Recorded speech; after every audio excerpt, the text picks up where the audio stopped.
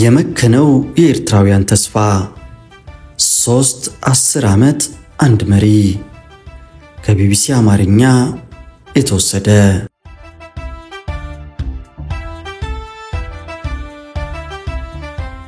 በአንድ ወቅት ከአዲስ የለውጥ አራማጅ የአፍሪካ መሪዎች መካከል ተቆጥረው የተወደሱት ኢሳያስ አፈወርቂ ስልጣን ከተቆናጠጡ 32 ዓመት ቢያስቆጥሩም የኤርትራውያንን ተስፋና ህልም ሊያሳኩ አልቻሉም።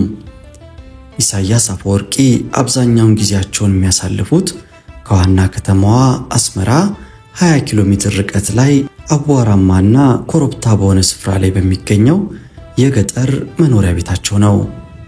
ካቢኔያቸው ከአውሮፓውያኑ 2018 ጀምሮ ያልተሰበሰበ ሲሆን ማንኛውም የሀገሪቱ ጉዳዮች በእርሳቸው በኩል እንዲያልፍ ይደረጋል።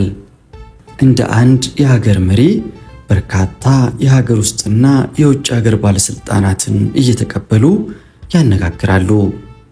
ኢሳያስ ከገባንበት አረንቋ ያወጣናል ብለው ባዶ ተስፋ ለተሞሉ ኤርትራውያንም የትኩረት ማዕከል ናቸው። የ79 ዓመቱ አዛውንት በስልጣን ላይ በቆዩባቸው 3 አስርተ ዓመታት ምርጫ አካሄደው አያውቁም። በቅርብ ጊዜ ውስጥም ለውጥ እንደሚመጣ የሚያሳይ ጭላንጭልም የለም። ይህ ግን በ1990ዎቹ እጅጉን በጣም የተለየ ነበር።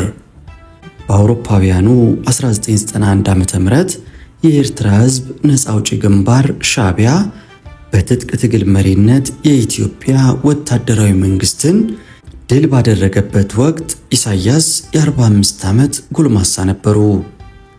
ረጅምና ማራኪ የሆኑት ኢሳያስ በሀገር ውስጥም ሆነ በውጭ በሚገኙ ዘንድ ተስፋን ፈጥረው ነበረ።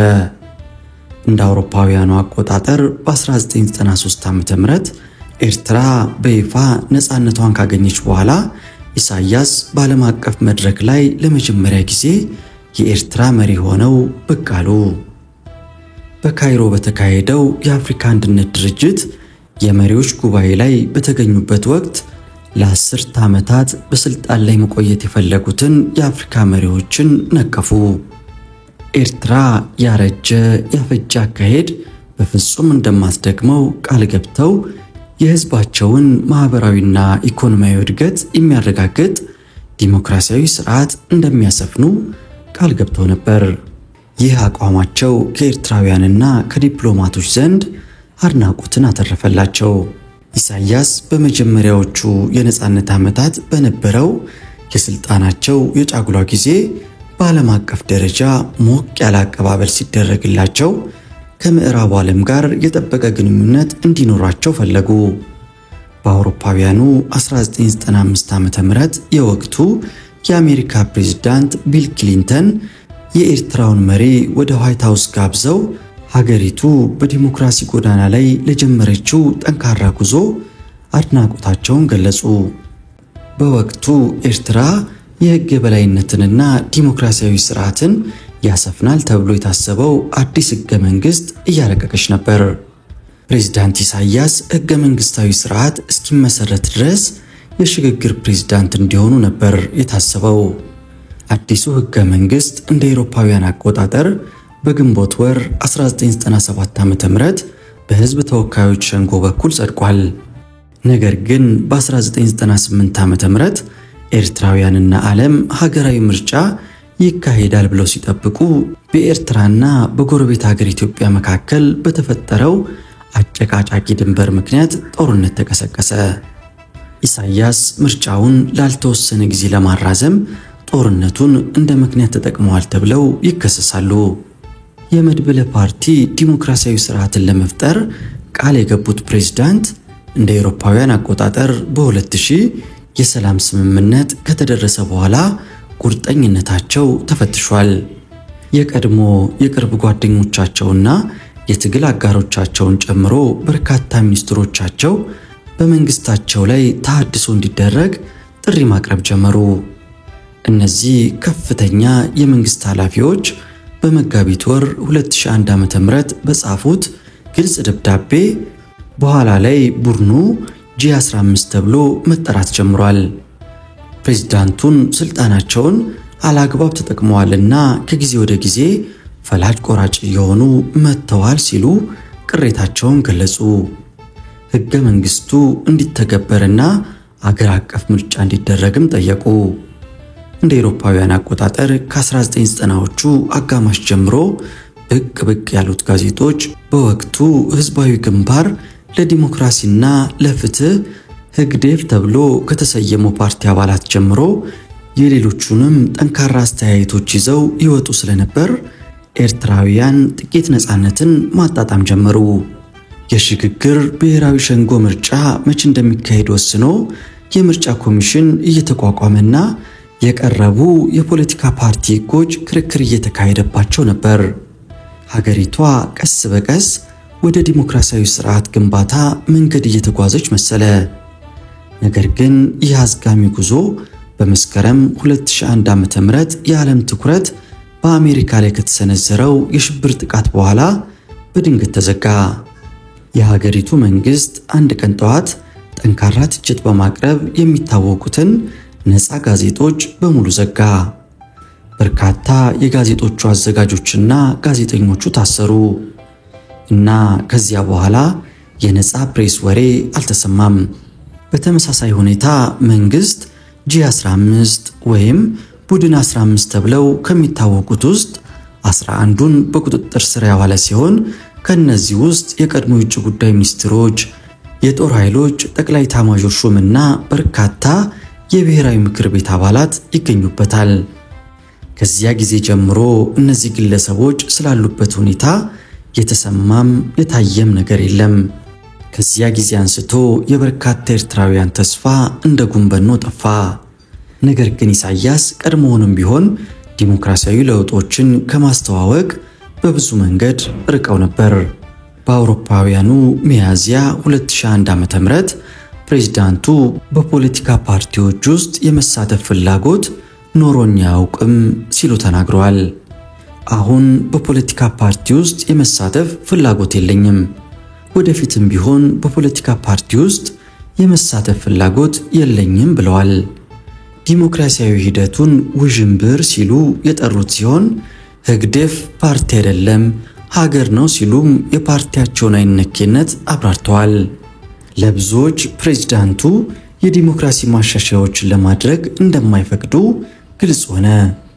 የተቃውሞ ድምጾችን ማፈናቸውና ምርጫ ለማካሄዳቸው እርሳቸውንም ሆነ ሀገሪቱን እንድትገለል አድርጓል። ሆኖም ደጋፊዎቹ በምዕራባውያን ሀገራት ኢፍትሃዊ በሆነ መልኩ መገለል እንደደረሰባቸው በመግለጽ ኢሳያስን የብሔራዊ ነፃነት ምልክት በማድረግ ያሞካሿቸዋል። ፕሬዝዳንት ኢሳያስ እንደ አውሮፓውያን አቆጣጠር በ2002 ዓ.ም የሽግግር ምክር ቤቱን ይፋዊ ባልሆነ መንገድ አፍርሰዋል። በ2018 ዓ.ም ካቢኔው ላይ ተመሳሳይ እርምጃ ወስደዋል። አንዳንድ በእድሜ የገፉና ምንም እውነተኛ ስልጣን የሌላቸው ሚኒስትሮች አሁን ደካማ የመንግስት ቢሮዎችን ይመራሉ እና በርካታ ሚኒስቴር መስሪያ ቤቶች መከላከያን ጨምሮ ያለ ሚኒስትር ይመራሉ። ብዙዎች የነፃነት ጀግና የነበሩት ግለሰብ ለምን እንዲህ አይነት አፋኙን እርምጃን እንደወሰዱ ይጠይቃሉ።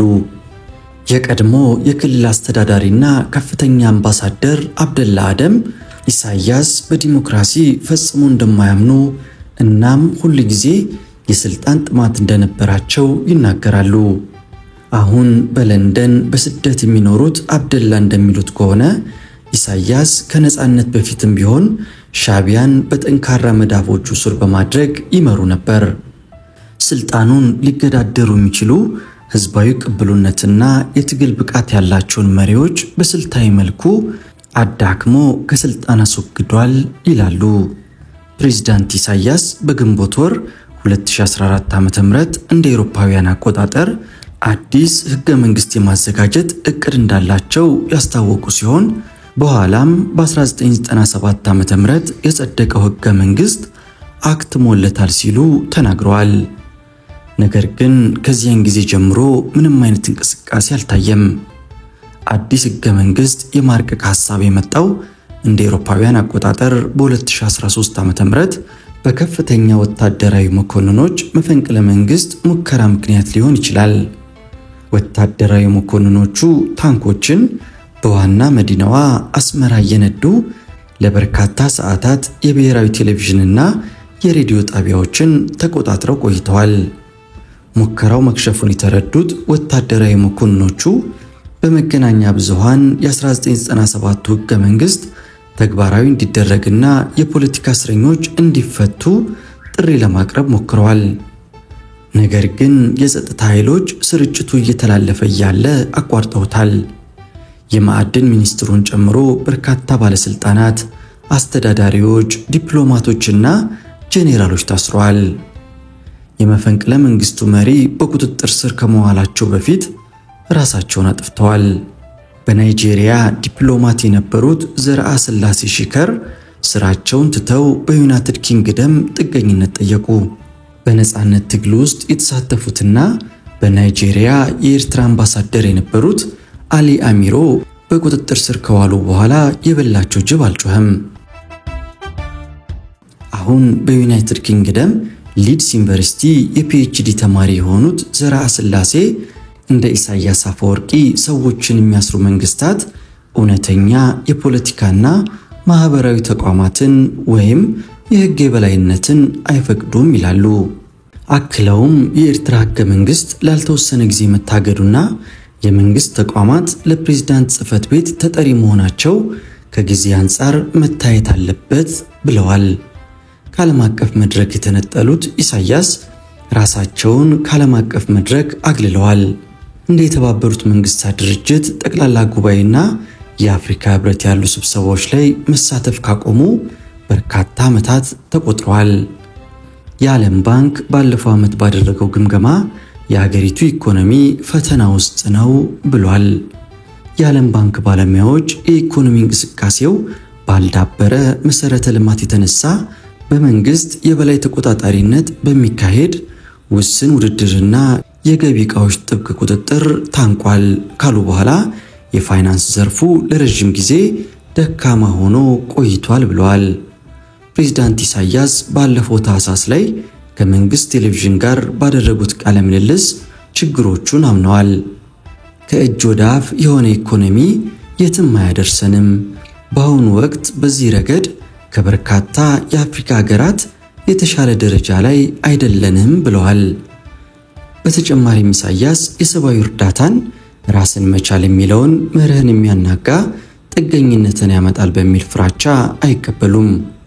ለብዙ ኤርትራውያን በተለይም ማብቂያ በሌለው ብሔራዊ አገልግሎት ውስጥ ገብተው መላወሻ ላጡ ወጣቶች የዕለት ተዕለት ኑሮ በጣም ከባድ ነው።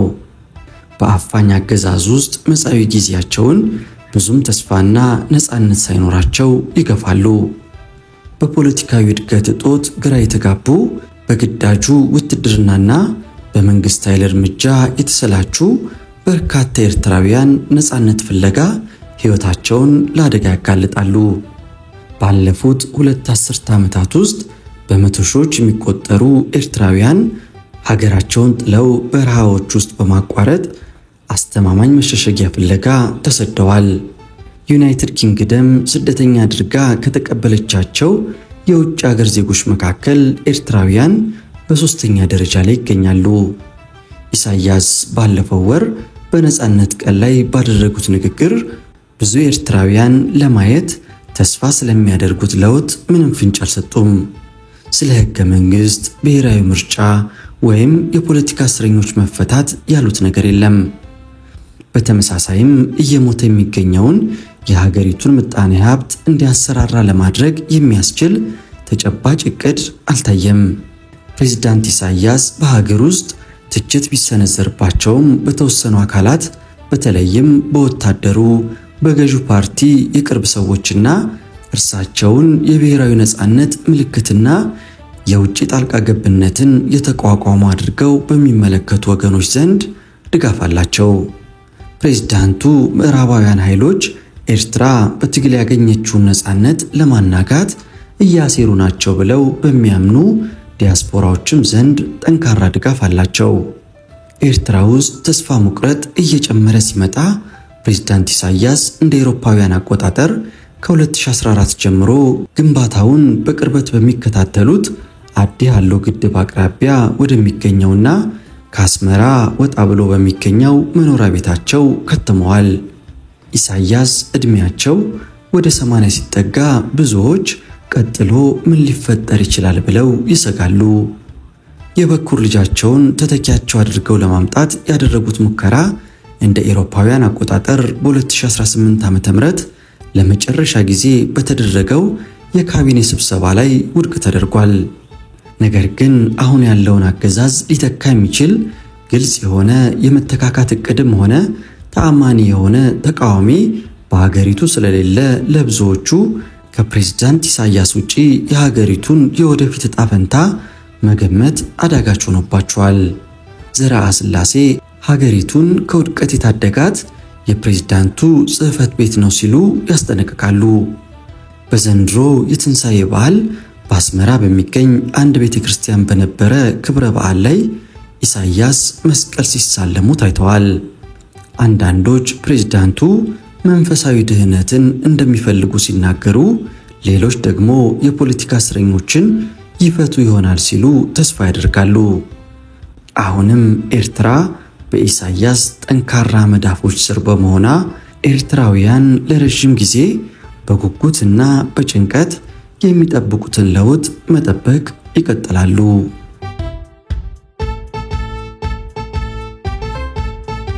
ሕይወታቸውን ለከባድ አደጋ አጋልጠው የሚሰደዱ ኤርትራውያን ሰቆቃ።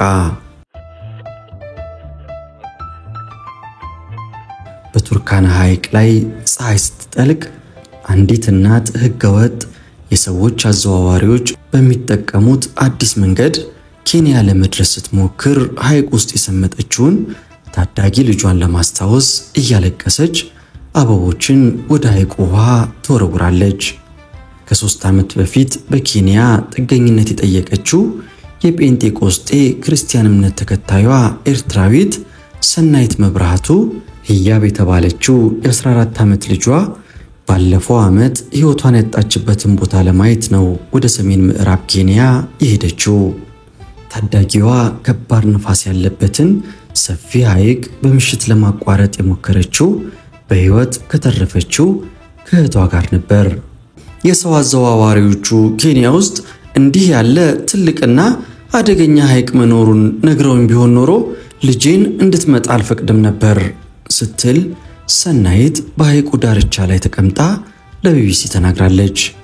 ሰናይት በኤርትራ ያለውን የሃይማኖት ጭቆና በመሸሽ ከሁለት ትናንሽ ልጆቿ ጋር ኬንያ ዋና ከተማ የገባችው በቱሪስት ቪዛ በአውሮፕላን ነበር። ሁለቱ ሴት ልጆቿ ግን ለብሔራዊ ውትድርና አገልግሎት እድሜያቸው የተቃረበ ስለነበር ከሀገር እንዲወጡ አልተፈቀደላቸውም። በአንድ ፓርቲ የምትተዳደረውና በከፍተኛ ደረጃ ወታደራዊ በሆነችው ኤርትራ የግዳጅ ብሔራዊ አገልግሎት ለዓመታት ሊቆይ የሚችል ሲሆን የግዳጅ የጉልበት ስራንም ሊያካትት የሚችል ነው። ሰናይት ወደ ኬንያ ከገባች በኋላ ታዳጊ ልጆቿን ከኤርትራ አስወጥታ ከሷ ጋር እንዲሆኑ እንድታደርግ አጥብቀው ሲለምኗት ከዘመዶቿ ጋር ባደረገችው ምክክር ገንዘብ ከፍለው ከኤርትራ ማስወጣት እንደሚቻል ትሰማለች። ከዚያም የሁለቱ ሴት ልጆች ዕጣ ፈንታ በሰው አዘዋዋሪዎች እጅ ላይ ወድቆ ከኤርትራ በእግርና በመኪና ረዥሙን መንገድ ተጉዘው ሰሜን ኢትዮጵያ ገቡ። በማስከተል ደግሞ ኢትዮጵያን አቋርጠው በኬንያ ሰሜናዊ ምስራቅ ክፍል ውስጥ ወደሚገኘውና በዓለም በረሃ ውስጥ ያለ ትልቁ ሐይቅ ወደ ሆነው ቱርካና ዳርቻ ደረሱ። ኬንያ ውስጥ የምትገኝ አንዲት የሰዎች አዘዋዋሪ ሴት ለቢቢሲ እንዳረጋገጠችው ቱርካና ሐይቅ ስደተኞችን በሕገወጥ መንገድ ለማሻገር በብዛት ጥቅም ላይ እየዋለ ነው። ይህ መስመር አዲስ በመሆኑ ምክንያት የዲጂታል መስመር እያልን ነው የምንጠራው ብላለች። በድብቅ ቦታና ስሟ በማይጠቀስበት ሁኔታ ለቢቢሲ የተናገረችው የሰው አዘዋዋሪዋ እንደምትለው አንድን ሰው ወደ ኬንያ ሲያዘዋውሩ $1500 ያህል ያገኛሉ። ይህም አንድ አማካይ ኬንያዊ ሰራተኛ በወር ከሚያገኘው 4 እጥፍ የሚበልጥ ነው።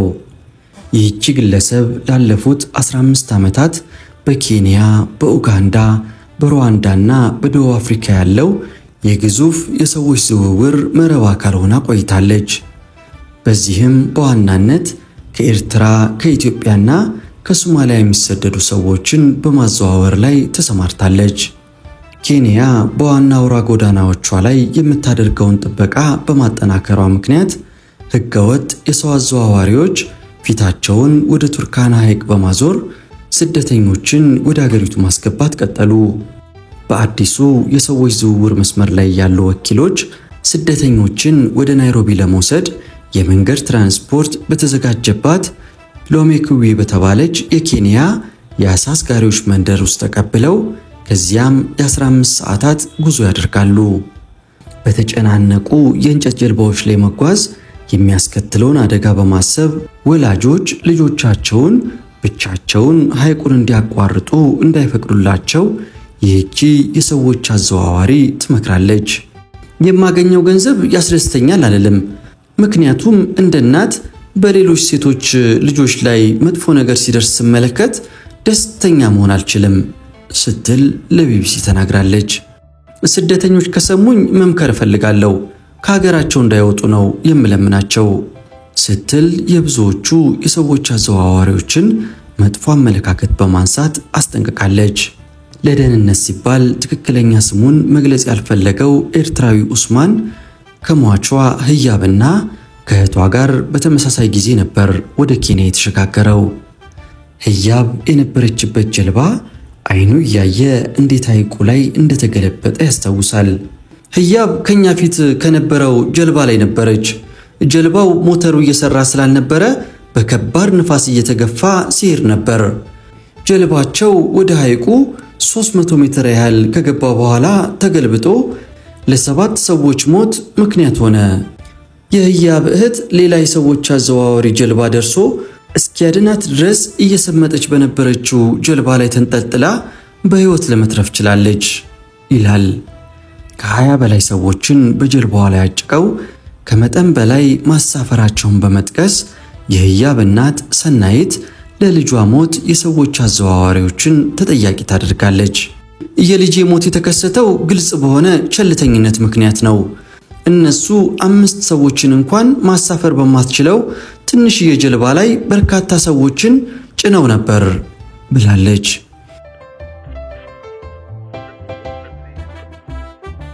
ቢቢሲ ሎሜዌክ መንደርን በጎበኘበት ጊዜ 2 አሳ አስጋሪዎችን የኤርትራውያን ይሆናሉ ብለው የሚያምኗቸው የስደተኞች አስክሬን በ300 ኪሎ ሜትር ርዝመትና 50 ኪሎ ሜትር ስፋት ባለው ሐይቅ ላይ ሲንሳፈፉ ማየታቸውን ተናግረዋል። በሐይቁ ዳርቻ ላይ 4 አስክሬኖች ነበሩ። ከዚያም ከጥቂት ቀናት በኋላ ሌሎች አስክሬኖችም ወጡ ብሏል ብራይተን ሎካሌ። ጆሴፍ ሎሜሪያ የተባለው ሌላ አሳ አስጋሪ ደግሞ የ2 ወንዶችና የ2 ሴቶች አስክሬን ማየቱንና ከመካከላቸው አንዷ ደግሞ ታዳጊ መሆኗን ተናግሯል።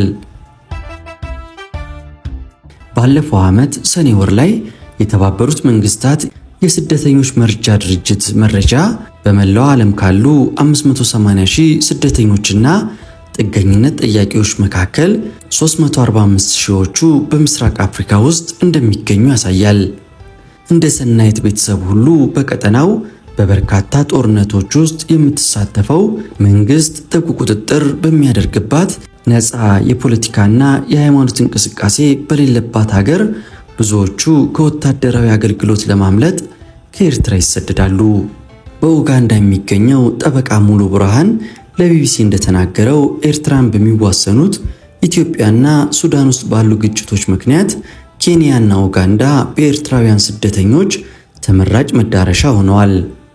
ሴቷ የሰዎች አዘዋዋሪ እንደተመለከተችው አንዳንድ ስደተኞች እዚያው ኬንያ ውስጥ መኖር ሲቀጥሉ፣ ሌሎች ደግሞ የስደተኝነት ምዝገባ ቀላል ነው ብለው ወደሚያምኑባቸው ወደ ኡጋንዳ፣ ሩዋንዳና ደቡብ አፍሪካ ለመሸጋገሪያነት ኬንያን ይጠቀሙባታል። የሰዎች ዝውውር መረብ በእነዚህ ሀገራት ውስጥ ሁሉ የሚንቀሳቀስ ሲሆን ከአንድ ሀገር ወኪል ወደ ሌላው በማቀባበል እስከ መዳረሻቸው ድረስ የተያያዘ ነው። አንዳንድ ጊዜም ይህ የሰዎች ዝውውር መረብ ከአፍሪካን ባሻገር እስከ አውሮፓና ሰሜን አሜሪካ ይደርሳል። የሴቷ የሰዎች አዘዋዋሪ ሥራ ስደተኞችን ወደ ናይሮቢ በሚያደርጉት ጉዞ በማቀባበልና ቀጣይ ጉዟቸው እስኪመቻችና አስፈላጊው ክፍያን እስኪፈጽሙ ድረስ በማቆያ ቤቶች ማሳረፍን ያካትታል።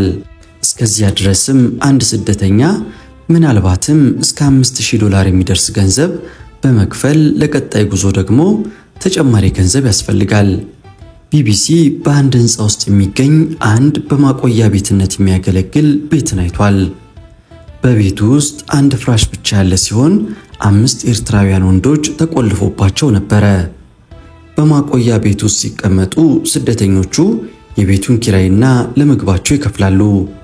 ገንዘብ ጨርሰው በረሃብ የሞቱ 3 ወንዶችና አንዲት ወጣት ሴት እንደምታውቅ በሰዎች ማዘዋወር ውስጥ የምትሳተፈው ሴት ተናግራለች። ሰዎች አዘዋዋሪዎቹም ክስተቱን መጥፎ ዕድል በማለት አቃለው አስክሬናቸውን አስወግደውታል። በተጨማሪም አዘዋዋሪዎቹ ለሟቾች ቤተሰብ በሕይወት እንዳሉ በመንገር ገንዘብ ሲቀበሉ ቆይተዋል በማለት ሁኔታውን አስታውሳለች።